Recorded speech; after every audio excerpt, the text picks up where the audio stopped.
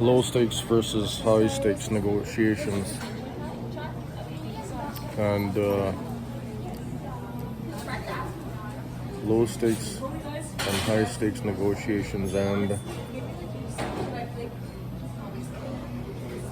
difference between using old ideas and new ideas to influence people. That group. So buying a coffee and dinner, low stakes, and it's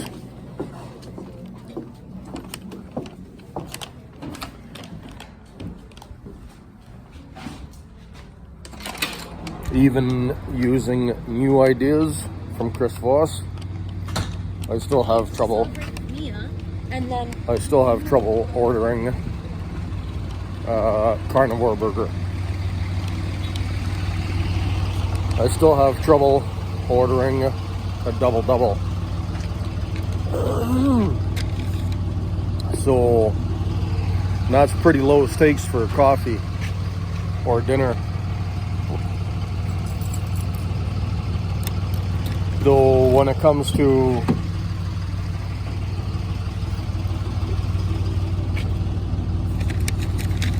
holding my life hostage, I'm going to be harsh and say therapists tend to think they know what I need.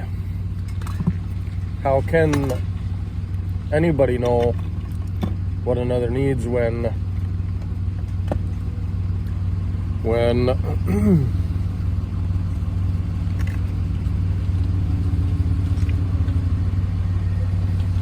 wounds are invisible?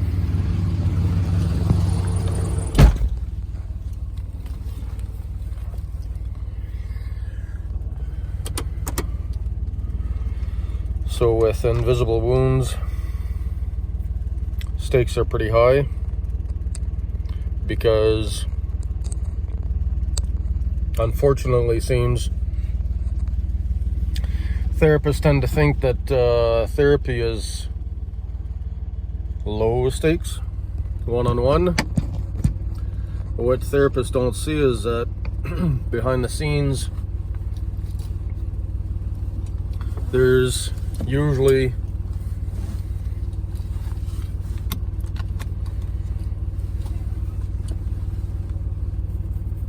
many people involved in any person's life.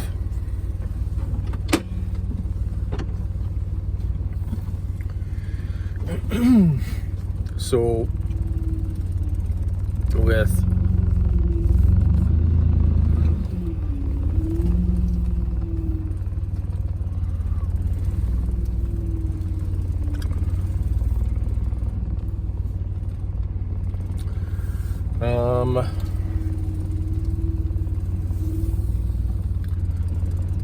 low stakes,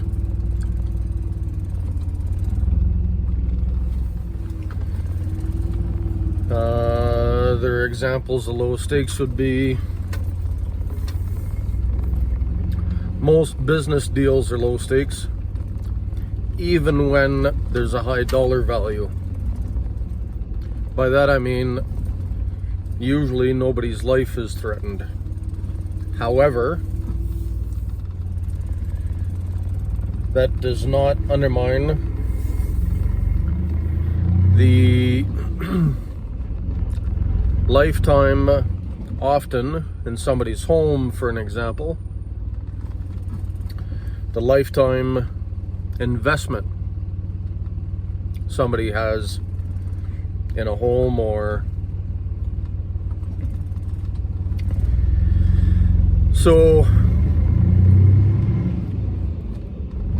that's low stakes, and there's a threshold for high stakes. Now, the other thing that's important is in another high stakes example is in hostage negotiations. And so hostage negotiations is a high stakes example. Now, The other subject I wanted to talk about was whether somebody uses old or bad ideas. What I often get when somebody says negotiations is a way to influence other people. And for years I didn't know how to respond to that until last weekend. And this is how I would now explain it. Whether you're crossing the street, that's a negotiation. You're trying to influence other people.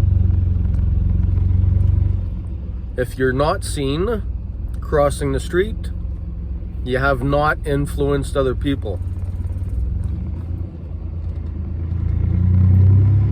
And you can do things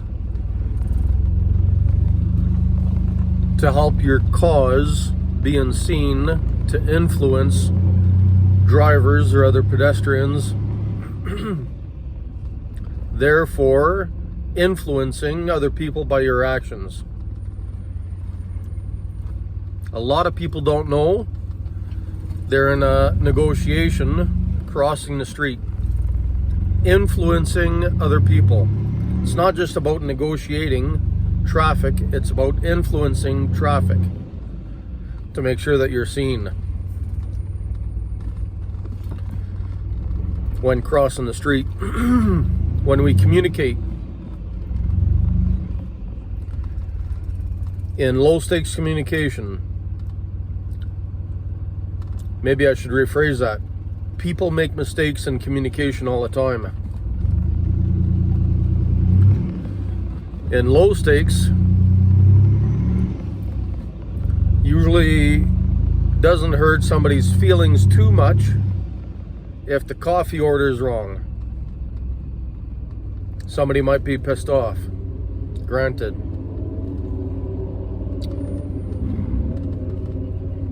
Sometimes it's important to have a double-double, even if the coffee barista makes a mistake.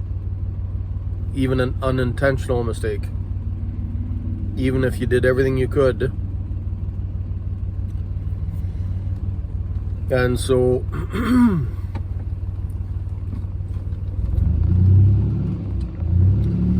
even if you did everything you could to use old or new ideas to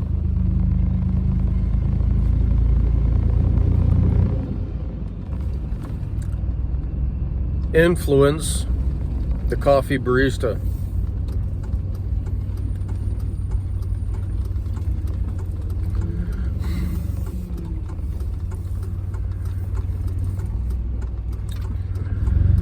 So everybody is always influencing.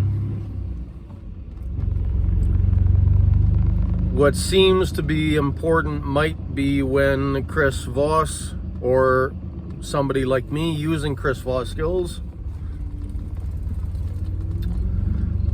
is to consider new and different information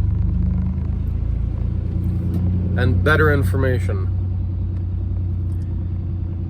I had a therapist, several therapists threaten me, actually many, and that's not necessary. Good example, and that not coming from Chris Voss but somebody else, the CIA actually, something I learned from Andrew Bustamante. One way to influence other people is not to use fear tactics, coercion, intimidation, fear. Instead, to use the race method. The CIA started. And so the race is, and it evolved over years because the first draft was a good theory, but it was improved on because somebody was curious to come out with better and different information. And it was revised and improved And now we have the RACE motivators. And the RACE stands for rewards, ideology, coercion, and ego. So they're the 4 motivators. You don't have to use coercion. There's 3 other good motivators, and coercion can be used in a good context. It doesn't have to be fear-based, and it doesn't have to be threaten-based. So you can use coercion in a good light. Now, I challenge you to see every exchange like an influence. What kind of influence do you want to leave on people? I like to make the coffee barista smile. Doesn't matter if they're having a bad day, an exhausting day, or a good day. I always label what it looks like. If they look exhausted, I label it and make them smile. I've influenced the coffee barista. If the coffee barista looks exhausted, if they have a bland face, it's not smiling, it's not angry or a bad day, I'll say it. Look, you look exhausted, and the coffee barista loves it. Great big smile. I've just influenced them. I love to make the coffee baristas smile. Is that a bad thing? You tell me in the comments.